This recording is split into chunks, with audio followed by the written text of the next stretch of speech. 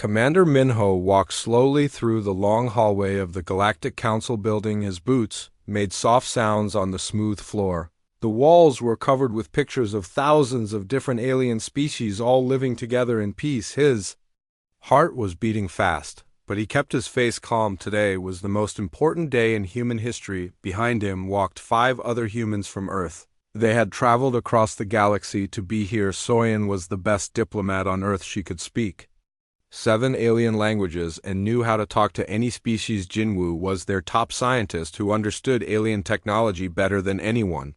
Hyasu was an engineer who could build anything. Taiwan was a military leader who had kept Earth safe for many years, and Yunyu was their cultural expert who knew the customs of every alien race. The Galactic Council chamber was huge, bigger than any building on Earth. The ceiling was so high it seemed to touch the stars. The walls were made of some kind of crystal that glowed with soft light. Thousands of alien beings sat in rows looking down at the center where the humans would stand. Some aliens had scales, some had fur, some looked like plants, and some were just clouds of gas floating in special containers. Commander Minho had dreamed of this moment for years. Humanity had been trying to join the Galactic Council for decades. They had sent messages to the stars hoping someone would answer. When the aliens finally came to Earth 5 years ago, it seemed like the beginning of a wonderful friendship. The aliens had been polite, they had looked at human art and music, they had tasted human food, and they had seemed impressed. But something had changed over the years. The aliens started asking strange questions about human history. They wanted to know about wars and conflicts.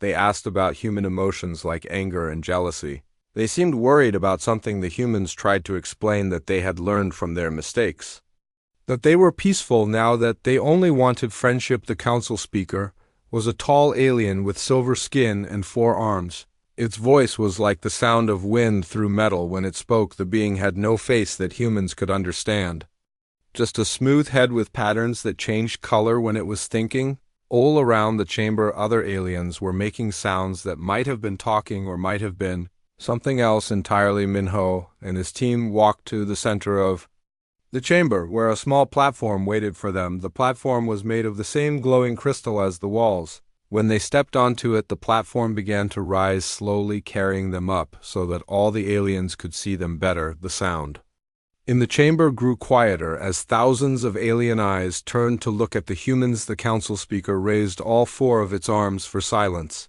The chamber became completely quiet. Not even the sound of breathing could be heard. The patterns on the speaker's head turned from blue to red to gold before settling on a deep purple color that seemed to pulse with its heartbeat. Your species has been studied for 5 years, the council speaker said. Its voice was loud enough to fill the entire chamber without echoing. The Galactic Council has watched your planet, learned your languages, studied your history and culture. We have looked at your art, your music, your literature, your science, and your philosophy. We have observed how you treat each other, how you solve problems, and how you face challenges. Minho felt hope growing in his chest. This sounded like the beginning of good news. The aliens had studied humanity carefully. They had seen the best of what humans could offer. Surely they would see that humans deserved a place among the stars.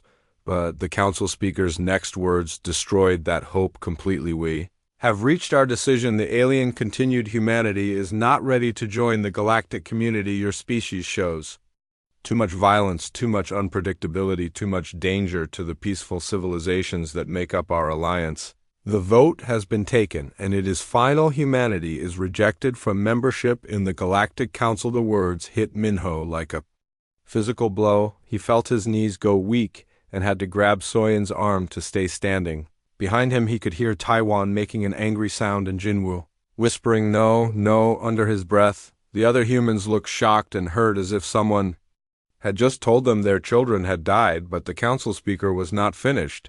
You will have 30 days to return to your home system, the alien continued. After that time, no human ship will be allowed to leave the solar system that contains your planet Earth. Any human found outside that boundary will be considered a criminal and will be arrested or destroyed. We have placed monitoring stations around your system to make sure you obey this command. The chamber filled with sounds that might have been alien laughter or approval. Minho looked around at the thousands of faces staring down at him.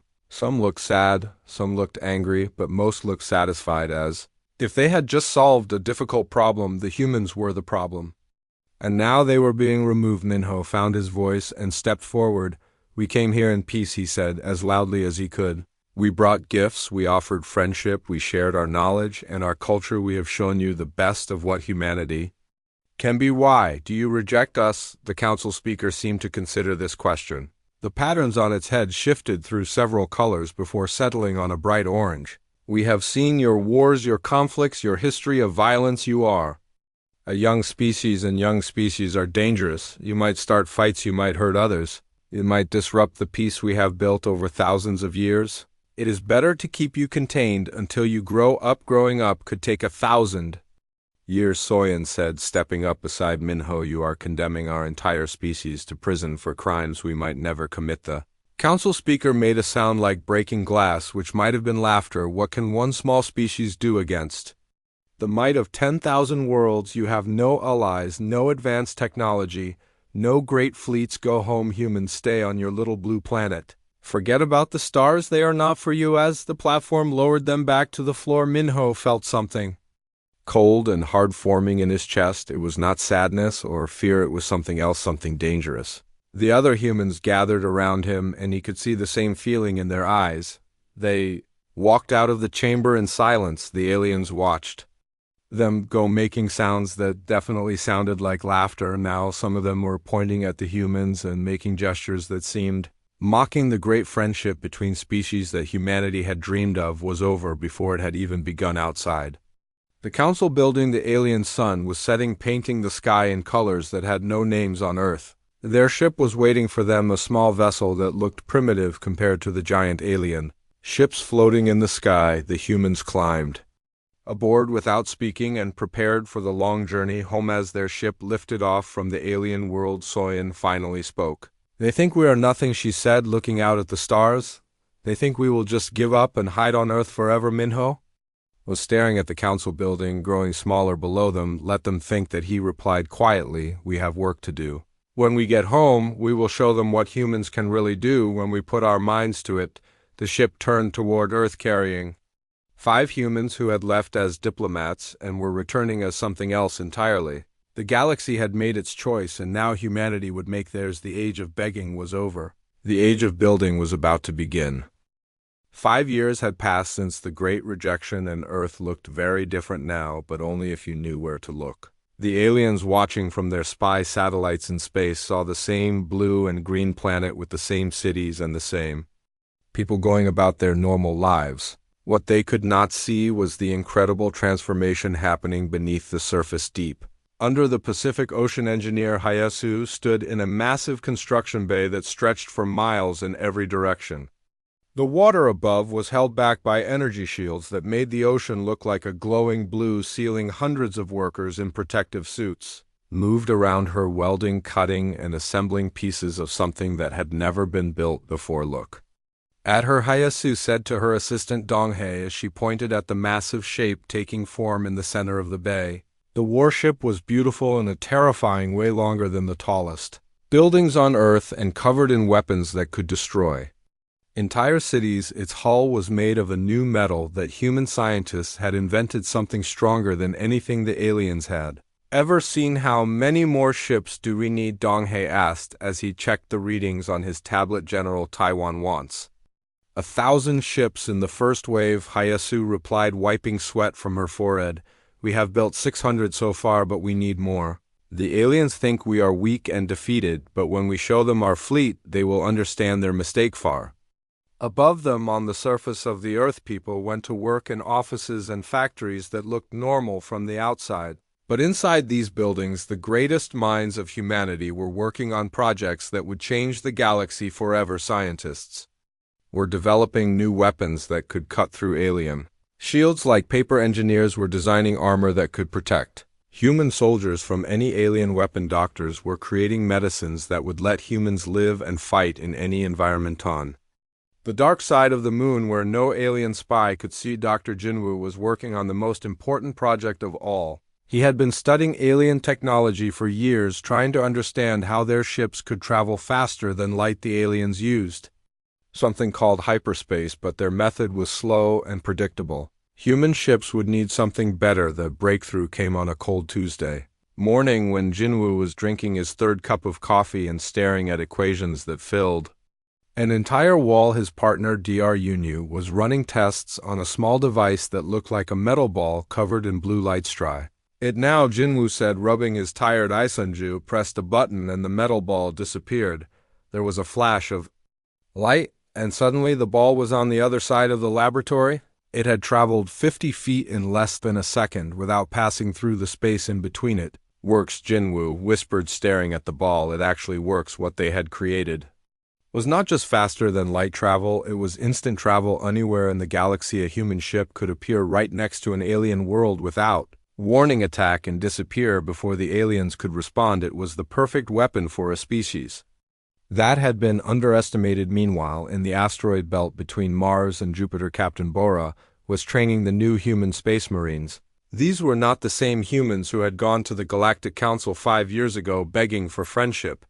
These were warriors trained to fight in the vacuum of space, to board enemy ships, and to win battles that seemed impossible. "Remember what they did to us," Bora told her soldiers as they practiced combat drills in zero gravity. "They laughed at us. They called us weak. They locked us in our own solar system like animals in a cage. When we meet them in battle, they will learn what humans can really do." The training was brutal. Soldiers learned to fight while wearing bulky spacesuits, to use weapons that worked in airless environments, and to move quickly through the narrow corridors of spaceships. They practiced boarding actions where they would cut through enemy hulls and storm inside to capture or destroy alien vessels. One of Bora's best soldiers was a young woman named Minji, who had joined the Space Marines after watching the recording of humanity's rejection by the Galactic Council. She was small and fast and had a gift for finding weak points in enemy defenses. Captain Bora, Minji said after completing a particularly difficult training exercise, "When do we get to show the aliens what we have learned?" "Soon," Bora replied, looking out at the stars through the space station's windows. "Very soon. Back on Earth, the leaders of humanity were making their final plans." President Chun had been replaced by a military council led by General Taiwan. The old democratic government was still there, but everyone knew that the real decisions were being made by the people who understood war. "The aliens gave us 30 days to go home and stay there," General Taiwan said to his staff as they stood around a holographic map of the galaxy. "We used those 5 years to build something they never expected. We are not the same species they rejected. We are something new, something dangerous." The holographic map showed the positions of alien worlds and fleets scattered across the galaxy. Most of them were far from Earth, protected by the assumption that humans were trapped and harmless. But human intelligence networks had been working for years, mapping alien defenses, identifying weak points, and finding the best targets for their first attacks. The plan was simple but devastating. Human fleets would use the new instant travel technology to appear without warning at key alien worlds. They would strike fast and hard, capturing important targets before the aliens could organize a defense. Then they would disappear, leaving the aliens confused and afraid. "We are not doing this for conquest," General Taiwan explained to his officers. "We are doing this to teach the galaxy a lesson.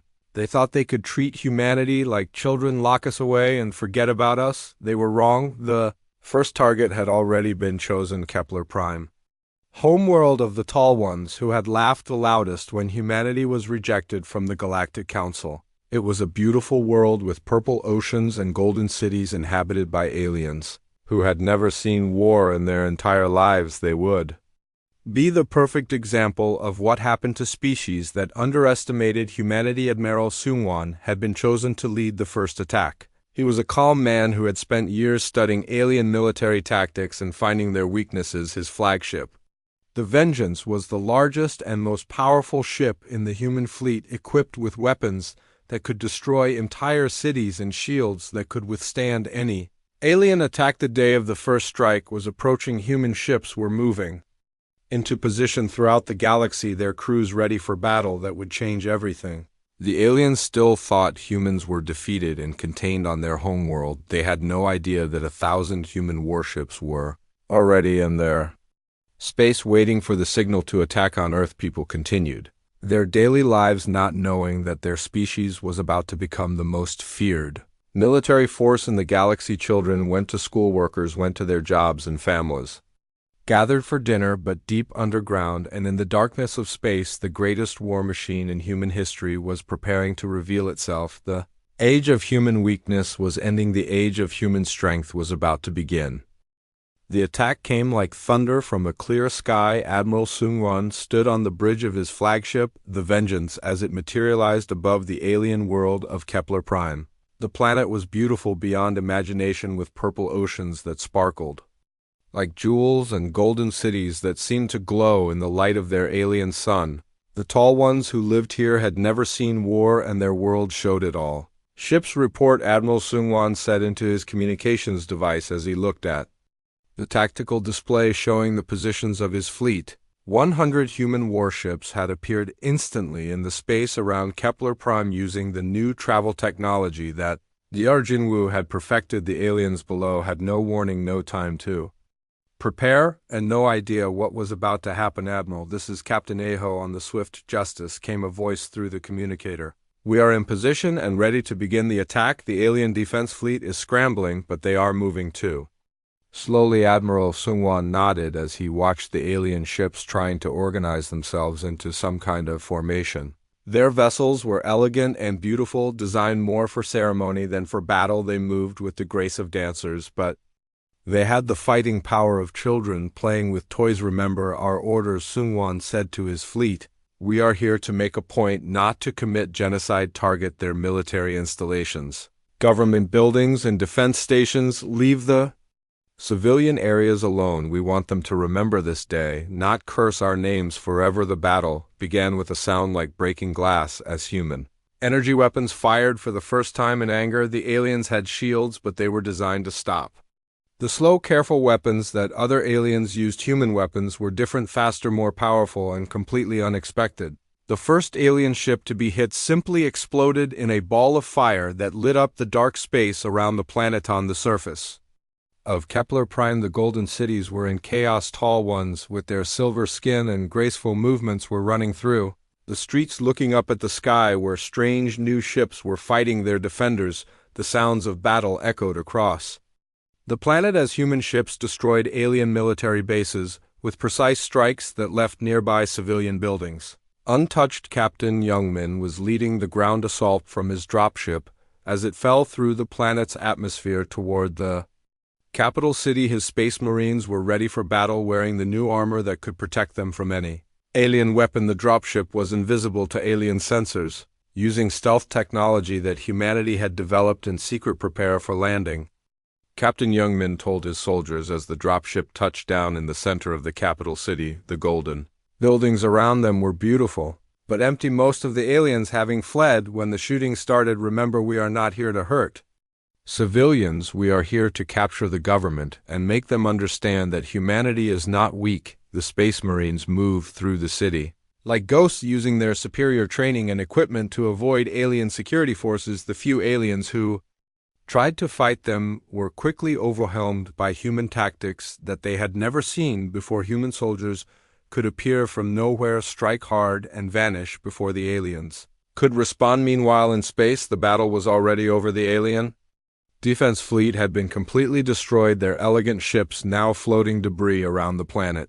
The orbital defense stations that had protected Kepler Prime for centuries were burning ruins. Human ships controlled the space around the planet, and no alien vessel could get close enough to help. Admiral Sung-won watched the tactical display as it showed the complete destruction of alien resistance. The whole battle had lasted less than 2 hours from the moment human ships appeared until the last alien weapon fell silent. It was the most one-sided military victory in galactic history, sir. "We are receiving surrender signals from the planet surface communications," Officer Mingji reported from her station. "The planetary government wants to negotiate. Put them through," Sung-won replied as he straightened his uniform. The image that appeared on the main screen showed a tall one with silver skin that had turned pale with fear. The alien was clearly a government leader wearing robes. The Vap marked him as someone important. His forearms were shaking as he spoke. "Please," he said in heavily accented human language. We surrender completely. What do you want from us? Why have you attacked our peaceful world? Admiral Sungwon looked at the alien leader with cold eyes. We want you to remember this day, he said slowly.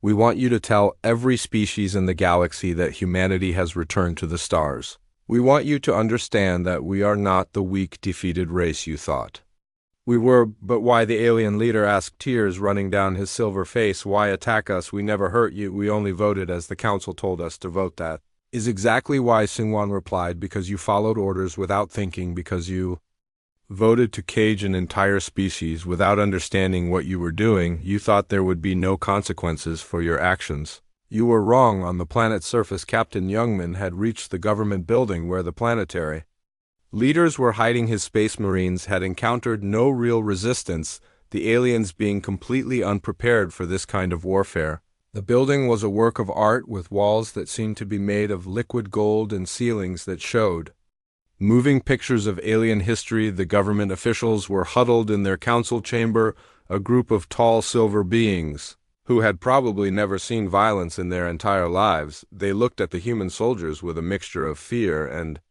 confusion, not understanding how their perfect world had been turned upside down in just a few hours. Which one of you is the planetary leader, Captain?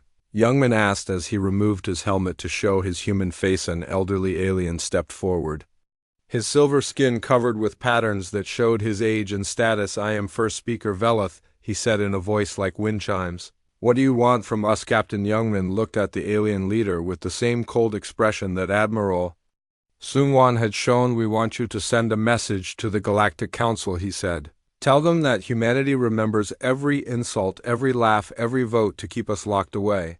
Tell them that this is just the beginning. The first speaker nodded quickly, clearly eager to do whatever the humans wanted if it would make them stop attacking his world. We will send any message you want, he promised. Just please stop hurting our people. Captain Youngman smiled, but it was not a kind smile. We have not hurt your people, he said. We destroyed your military, we captured your government, but we left your civilians alone. That is more mercy than you showed us when you voted to imprison our entire species. News of the attack on Kepler Prime spread across the galaxy at the speed of light, carried by the same communication networks that the aliens used to coordinate their vast civilization.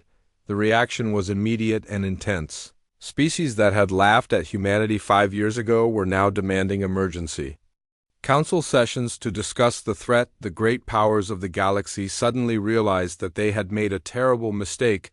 Earth was not a defeated world hiding in shame. It was a sleeping giant that had spent 5 years building the most powerful military force the galaxy had ever seen, and now that giant was awake in very, very angry. Emergency fleets were assembled across the galaxy as alien species tried to prepare for what they thought would be a conventional war. But they still did not understand what they were facing. Human ships could appear anywhere at any time, strike without warning, and disappear before help could arrive. The age of alien dominance was ending.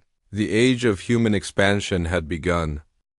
6 months after the attack on Kepler Prime, the galaxy was burning with human conquest. 23 alien worlds had fallen to human forces, and the number grew every day. General Taiwan stood in his command center on the captured world of New Rigel, looking at the huge star map that showed the spread of human power across the galaxy. Every red dot on the map represented a world that now flew the flag of humanity. Some had been taken by force, others had surrendered without a fight. When they saw what happened to those who resisted, the speed of human expansion was breathtaking, moving faster than any military campaign in galactic history. Status report, General Taiwan said to his staff as he studied the latest intelligence reports. Captain Youngman stepped forward, his uniform still showing the dust of recent battle. The Third Fleet under Admiral Minho has taken the mining worlds of the Kresh Empire, he reported. The aliens there surrendered after seeing what happened to their defense. Fleet Admiral Sungwon is moving the First Fleet toward the core worlds where the richest alien civilizations are located. And the alien response? Taiwan asked, confused and desperate. Sir, Captain Youngman replied, they are trying to form some kind of united defense, but they have never fought a war like this. Their ships are too slow. Their tactics are centuries out of date, and their leaders are too used to peace to understand what they are facing. On the bridge of the Vengeance, Admiral Sungwon watched through the main view screen as another alien fleet died under human weapons. These were the Void Swimmers, a species that had controlled galactic trade routes for over 1,000 years. Their massive cargo ships were designed to carry goods between the stars, not to fight battles. The Void Swimmers had tried to use their knowledge of hyperspace to escape when the human fleet appeared, but human ships were faster appearing. Instantly, wherever the aliens tried to run, the alien admiral had sent desperate messages begging for mercy, but Admiral Sungwon had learned to ignore such pleas. Sir, we are receiving surrender offers from 17 different species, communications officer Minji reported from her station. They want to negotiate terms for joining the human empire. Tell them to contact Earth directly, Sungwon replied as he watched the last alien warship explode in a ball of fire. Tell them that humanity remembers every species that voted to cage us. If they want mercy, they will have to prove they deserve it. But the humans were learning that conquest was about more than just winning battles. It was about building something that would last on every captured world. They began immediate construction projects designed to turn alien planets into thriving centers of human civilization. Dr. Hyesu, now promoted to chief engineer of the Colonial Development Program, worked 18-hour days coordinating the transformation of conquered worlds. Her teams used human technology to build new cities that were more beautiful and efficient than anything the aliens had ever seen. We are not just taking their planets, she explained to her engineering teams as they planned the reconstruction of a former alien capital. We are making them better. We are showing the galaxy what human creativity can accomplish when we are free to build. The city of New Seoul on the planet Rigel was a perfect example of human engineering. Rising from the ruins of an alien settlement, it combined the best of human and alien architecture. Human engineers had kept the flowing organic shapes that the aliens loved, but added the strength and efficiency that humans demanded. The aliens who lived there were amazed by the changes human technology had eliminated poverty and disease from their world. Human transportation systems connected every city and town. Human communication networks allowed instant contact with any other human world. The aliens began to understand that human rule might not be the disaster they had feared. On the military front, human forces continued their relentless advance. Captain Bora led her Space Marines in the conquest of the Botanical Confederation, a group of plant-like aliens who had never seen warfare in their entire evolutionary history. The aliens tried to surrender before the fighting even began, but human policy was clear: all former enemies must be occupied to prevent future rebellions. The plant aliens were peaceful by nature, spending their days in meditation and artistic creation. They had voted to expel humanity from the galaxy, not out of hatred, but because they genuinely believed that violent species should be kept away from civilized worlds. The irony was not lost on Captain Bora as she accepted their surrender. You fear us because you think we are violent, she told the alien leaders as they met in their Crystal Garden Palace. But look around you. We could have destroyed your world, burned your cities, killed your people instead. We conquered you without firing a shot because you were wise enough to surrender. The alien leader, a creature that looked like a walking tree with flowers for eyes, seemed confused by her words. But you are violent, he said in a voice like rustling leaves. You have destroyed fleets, conquered worlds, built an empire through force of arms. Captain Bora nodded slowly. Yes, we have, she agreed, but we choose when to be violent and when to be peaceful. You never gave us that choice. You decided we were too dangerous to be free and locked us away. Now you see what we can accomplish when we are truly free. Meanwhile, in the depths of space, human scouts were mapping the galaxy and identifying new targets for conquest. The aliens had built their civilization on the assumption that warfare was a thing of the past. Their worlds were undefended. Their fleets were designed for exploration, not battle, and their leaders had no experience with military strategy. Lieutenant Donghae commanded a stealth ship that could move through alien space without being detected. His mission was to gather intelligence on the core worlds where the richest and most powerful alien civilizations lived. These were the species that had founded the Galactic Council, and they would be the hardest to defeat. The intelligence he gathered was encouraging. The core worlds were defended by massive space stations and powerful fleets, but they were not prepared for human tactics. The aliens still thought in terms of conventional Warfare where fleets would meet in open space and fight until one side was defeated. They have no idea what is coming, Lieutenant. Donghae reported to his commanders as he transmitted his findings back to Human Command. The core worlds are like beautiful glass sculptures protected by walls of paper. A single human fleet could take them all. Dr. Jinwoo was working on improvements to the instant travel technology that gave humans their decisive advantage. His latest breakthrough allowed human ships to appear inside alien defense perimeters, bypassing shields and defensive systems entirely. The aliens would have no warning and no chance to respond. The new technology was tested on a minor alien world called Haven, where a species of flying creatures had built cities in the clouds. Human ships appeared directly above the city centers and the aliens surrendered within minutes without a single shot being fired. This is the future of warfare, Dr. Jinwoo explained to his research team as they analyzed. A successful test, we can appear anywhere, strike anywhere, and disappear before the enemy can react. The aliens built their defenses to stop attacks from outside, but we attack from within. As human fleets moved deeper into alien space, they encountered new forms of resistance. Some alien species tried to hide their worlds using stealth technology. Others attempted to negotiate separate peace deals, hoping to avoid the fate of their neighbors. A few brave species actually tried to fight back using weapons and tactics that humans had never seen before, but nothing worked against human determination and superior technology.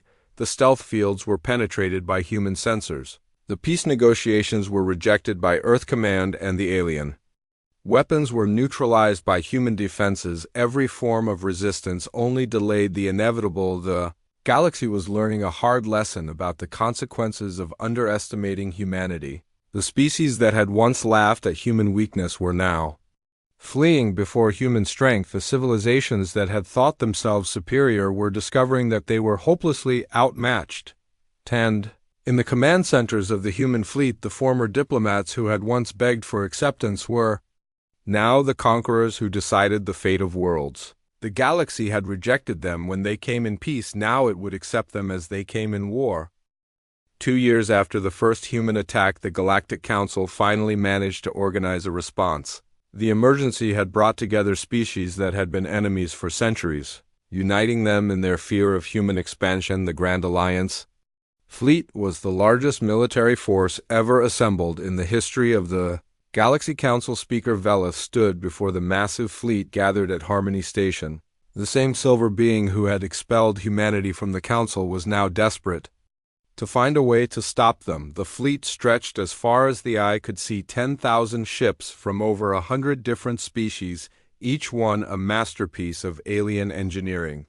These humans have shown us what happens when we show mercy to a violent species, Velith announced to the assembled fleet commanders. Today we end their expansion once and for all. Today we drive them back to their little blue world and keep them there forever. The alien commanders nodded in agreement.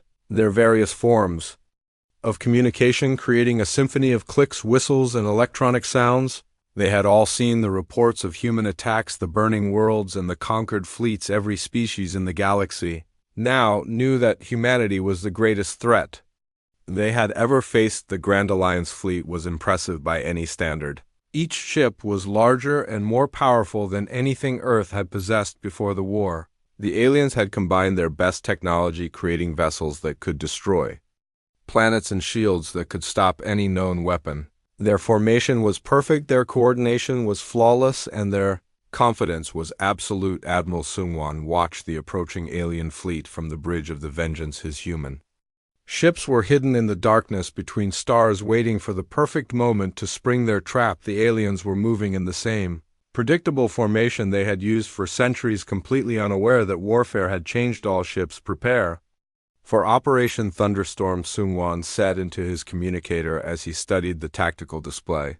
The alien fleet was entering the void fields, a region of empty space where ancient stars had died, leaving behind only darkness and debris. It was the perfect place for an ambush. The aliens expected to fight a conventional battleship against ship in open space where their superior numbers would decide the outcome. Instead, they found themselves facing something that no military academy in the galaxy had ever taught them: how to fight human ships that could appear anywhere. at any time strike without warning and vanish before return fire could reach them. The first indication that something was wrong came when the alien scouts at the edge of the formation simply disappeared. One moment they were there, sending regular reports the next moment. There was nothing but empty space where they had been. The alien commanders assumed it was some kind of equipment failure. Then the real attack began. Human ships materialized inside the alien formation, appearing between the massive alien vessels. Like deadly ghosts, the aliens found themselves firing at targets that vanished before their weapons could hit, while human fire tore through.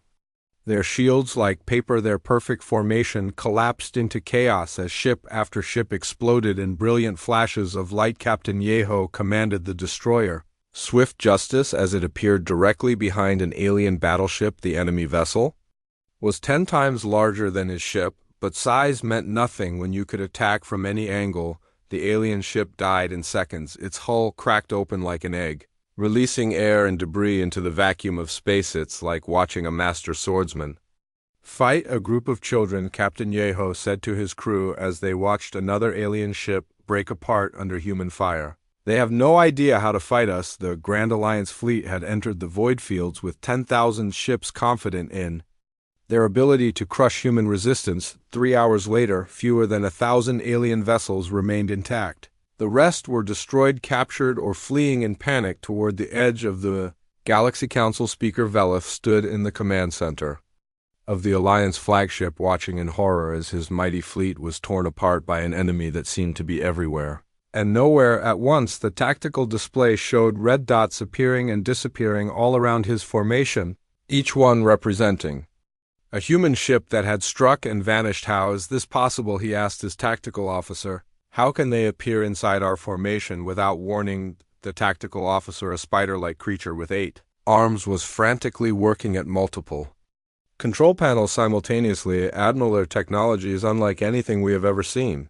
They are not using normal hyperspace travel. They are using something that allows instant movement to any location. Another explosion lit up the view screen as a nearby alien cruiser was destroyed by human weapons. The ship had been there one moment and gone the next, its destruction so sudden that the crew had no time to send a distress signal. Sir, we are receiving surrender requests from over half the remaining fleet. The communications officer reported many ship commanders are asking permission to retreat. With felt his silver skin turn pale with shock. The Grand Alliance fleet was supposed to be invincible, the combined might of the most advanced civilizations in the galaxy. Instead, it was being slaughtered by a species that had been rejected from the Council just a few years ago. Send a message to Earth, he said quietly. We request immediate ceasefire negotiations. The response came back within minutes, cold and harsh like the human who spoke it.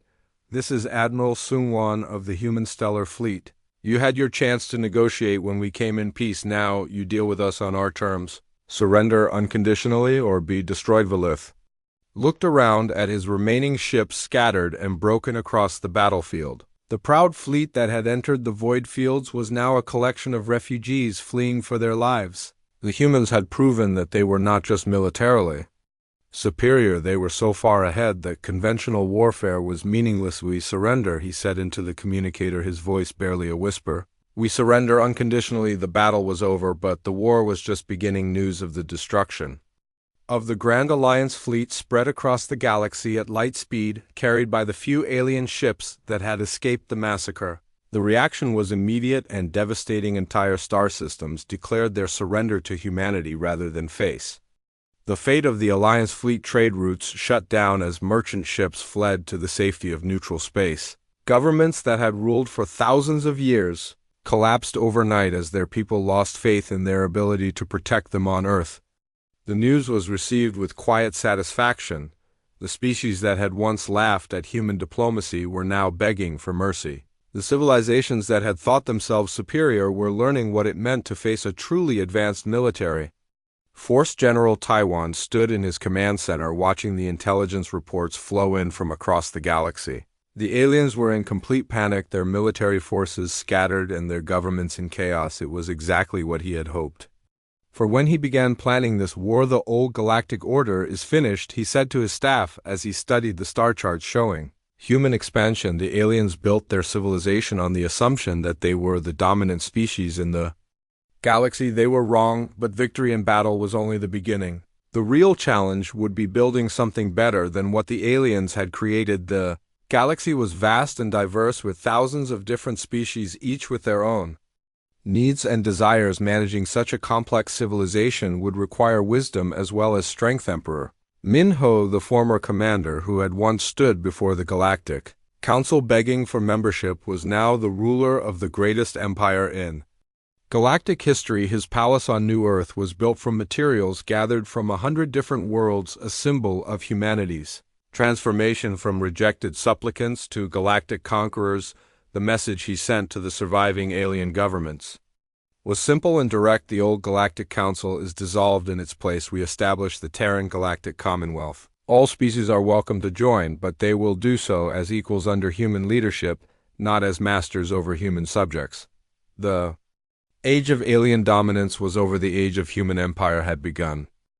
5 years after their expulsion from the Galactic Council, humanity had become the dominant power in the galaxy. The human stellar empire stretched across 3 spiral arms of the galaxy, encompassing over 2,000 worlds and countless space stations. Emperor Minho stood on the observation deck of his palace on New Earth, looking out at the stars that had once been forbidden to his people. The transformation was remarkable. The same crystal dome where he had once been humiliated was now part of his trophy collection, a reminder of how far humanity had come.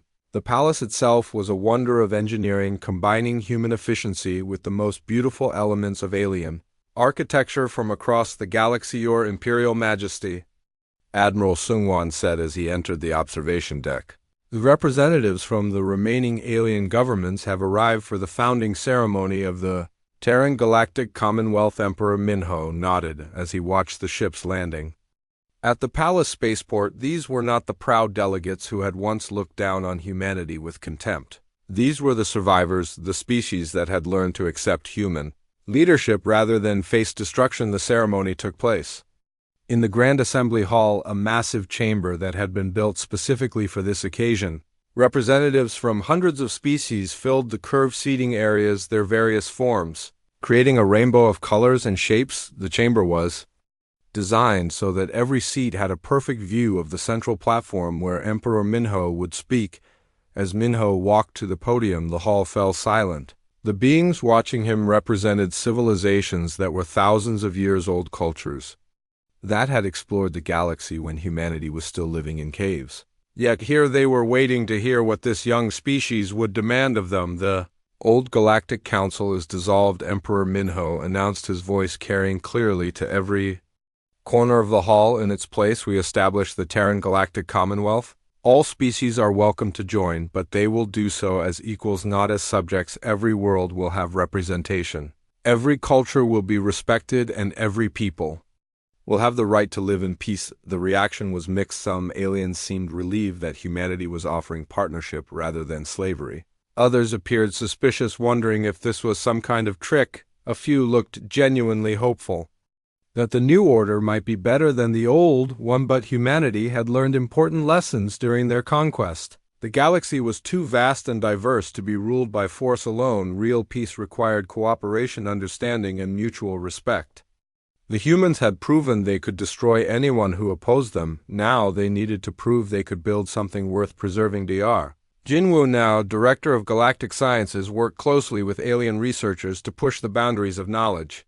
His laboratory on New Earth was filled with beings from dozens of different species, all working together on projects that would benefit everyone. We are not here to replace your cultures, he explained to a gathering of alien scientists. We are here to help them grow, to share what we have learned, and to build something greater than any of us could achieve alone. The results were impressive. Human medical technology eliminated diseases that had plagued alien worlds for millennia. Human engineering solved problems that had stumped alien scientists for centuries. Human agriculture fed populations that had been on the edge of starvation.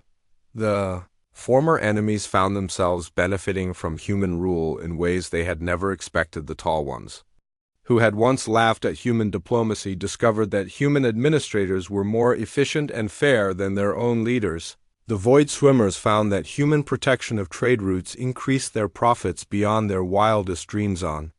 The world of Kepler Prime, where the first human attack had taken place, the changes were dramatic. The golden cities were more beautiful than ever, enhanced by human technology that made them gleam like jewels in the alien sun. The purple oceans were cleaner than they had been in centuries thanks to human environmental systems. First speaker Veleth, the same alien who had surrendered to Captain Youngman, now served as the planetary governor under human authority. He had learned to appreciate human efficiency and fairness, even though he still sometimes missed the old days when his people ruled themselves.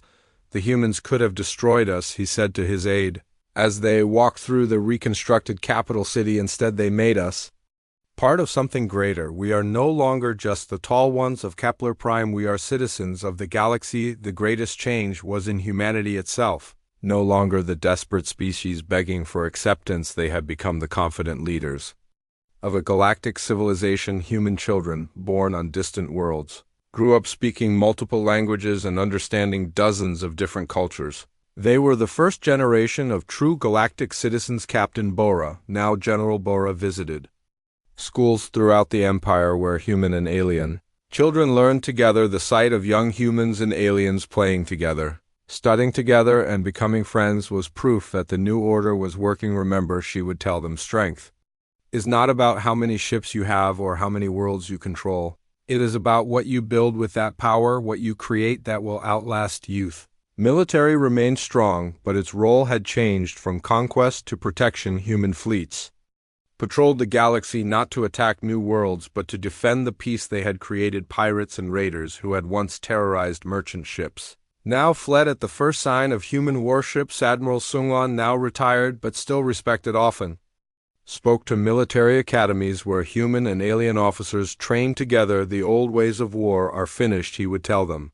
We fought to prove our strength. Now we must use that strength to preserve peace. The galaxy had indeed learned a hard lesson about underestimating humanity. The species that had been rejected and ridiculed had returned not as conquerors but as builders. The civilizations that had thought themselves superior had discovered that true superiority came from lifting others up, not putting them down. Trade flourished under human protection as merchant ships traveled safely between worlds that had once been enemies. Art and culture spread across the galaxy as different species shared their knowledge and traditions. Scientific discoveries accelerated as researchers from hundreds of worlds worked together on common projects. The monitoring stations that had once kept humans trapped in their solar system were now communication relays connecting every world in the Empire. The same technology that had been used to imprison humanity was now used to unite the galaxy on Earth itself. The changes were remarkable. The blue and green world had become the capital of a galactic civilization, welcoming visitors from across the galaxy. The cities were more beautiful than ever, combining human architecture with alien influences from thousands of